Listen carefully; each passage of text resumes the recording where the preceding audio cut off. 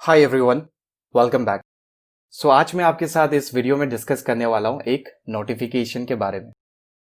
जो नोटिफिकेशन है उसको किसने पास कर रखा है? Central board of direct tax. Central board of direct tax income tax का एक अथॉरिटी है जो रूल्स एंड रेगुलेशन नोटिफिकेशन पास करते रहती है ना। सो आज इन्होंने किसके ऊपर नोटिफिकेशन पास कर रखा है?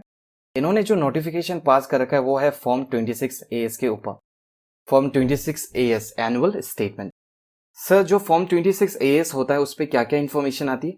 जो आपका TDS का डिटेल्स हो गए, TCS का डिटेल्स हो गए, या फिर आपका refund during the financial year, income tax department ने आपको कितना रिफंड दे रखा है उसका डिटेल, और फिर एनुअल इन्फॉर्मेशन रिटर्न भी आते हैं जो हाई वैल्यू ट्रांजेक्शन होता है उसके ऊपर भी डिटेल्स आपको फॉर्म 26 AS पे देखने को मिलता है।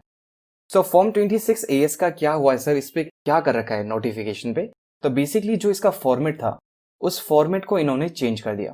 तो पहले हम देखते हैं कि जो फॉर्म 26 AS का एग्जिस्टिंग फॉर्मेट था वो कैसे है, और जब अब जो न्यू फॉर्मेट लेके आ रखे हैं उसका नेचर कैसा है। ठीक है, तो चलिए आइए पहले हम देखते हैं एग्जिस्टिंग फॉर्म 26 AS का फॉर्मेट। आप देख सकते हो form 26 AS annual tax statement. आपको यहाँ पे अपना पैन नंबर, मतलब आपके पर्सनल डिटेल्स देखने को मिलते हैं सबसे टॉप में। उसके बाद अगर आप पार्ट ए देखोगे तो पार्ट ए पे क्या आता है? TDS, यानी कि आपके TDS कितने कटे हुए हैं, बैंक इंटरेस्ट के ऊपर कितना कटा है, सैलरी इनकम के ऊपर कितना कटा है, रेंट इनकम के ऊपर कितना TDS कटा है, उन सारों की डिटेल आपको पार्ट ए पे देखने को मिलती थी। उसके बाद अगर आप पार्ट बी देखोगे तो आपको पार्ट बी में क्या मिलेगा? Detail of tax collected at source, TCS के डिटेल्स। उसके बाद अगर आप पार्ट सी देखोगे तो पार्ट सी में हमें क्या देखने को मिलता था? Detail of tax paid other than TDS and TCS। तो other than TDS and TCS क्या क्या होता था? Advance tax. During the financial year आप बस एडवांस टैक्स ऐसा टैक्स होता है जो other than TDS and TCS पे करते हो। उसके बाद डिटेल ऑफ पेड रिफंड, यानी कि इनकम टैक्स डिपार्टमेंट की तरफ से आपको कितना रिफंड मिल रखा है ड्यूरिंग द फाइनेंशियल ईयर, उसका भी आपके पास डिटेल यहाँ पे आ जाता था फॉर्म 26 AS में। उसके बाद अगर हम देखेंगे तो पार्ट ई में क्या आता था? डिटेल ऑफ AIR ट्रांजेक्शन और एनुअल इंफॉर्मेशन रिटर्न। तो इसमें कैसे ट्रांजेक्शन होते थे सर? इसमें हाई वैल्यू फाइनेंशियल ट्रांजेक्शन के बारे में डिटेल्स आती थी।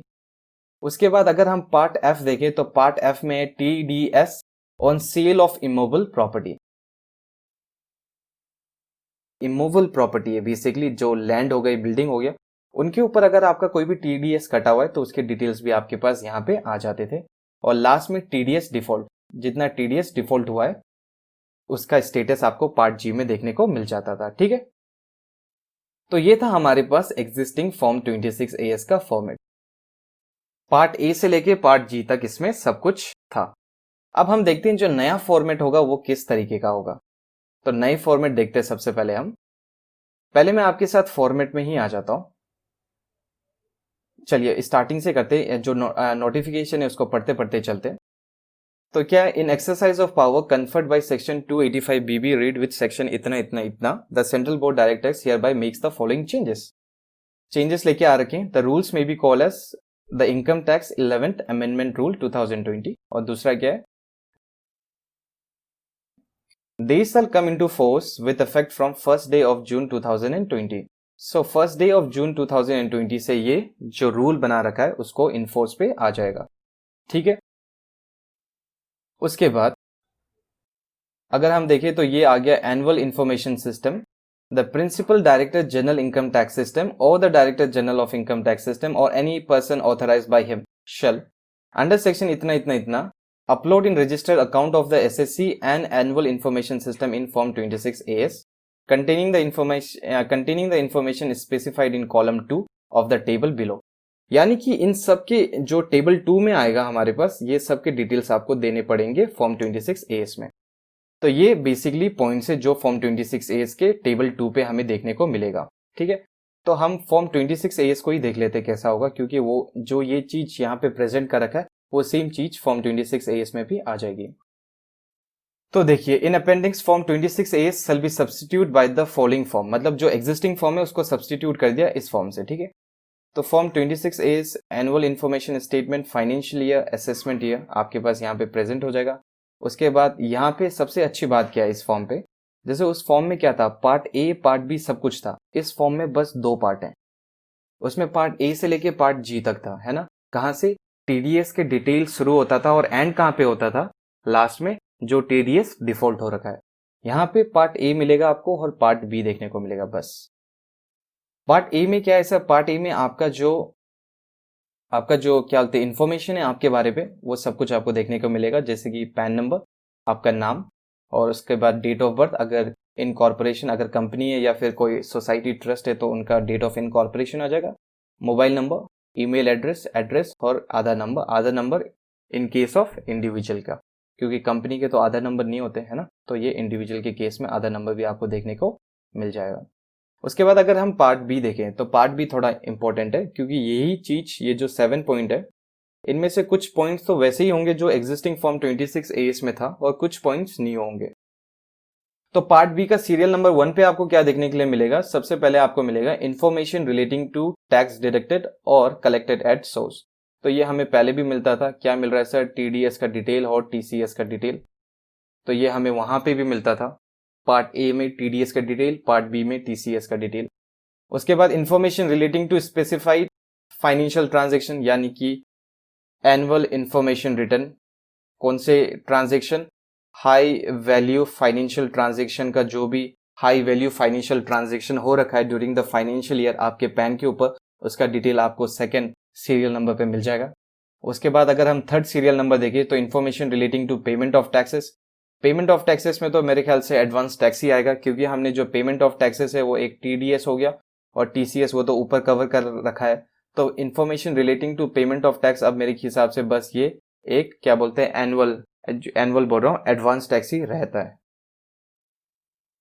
उसके बाद information relating to demand and refund, अगर आप देखोगे तो रिफंड हमें एग्जिस्टिंग फॉर्म 26 एएस में भी देखने को मिलता था।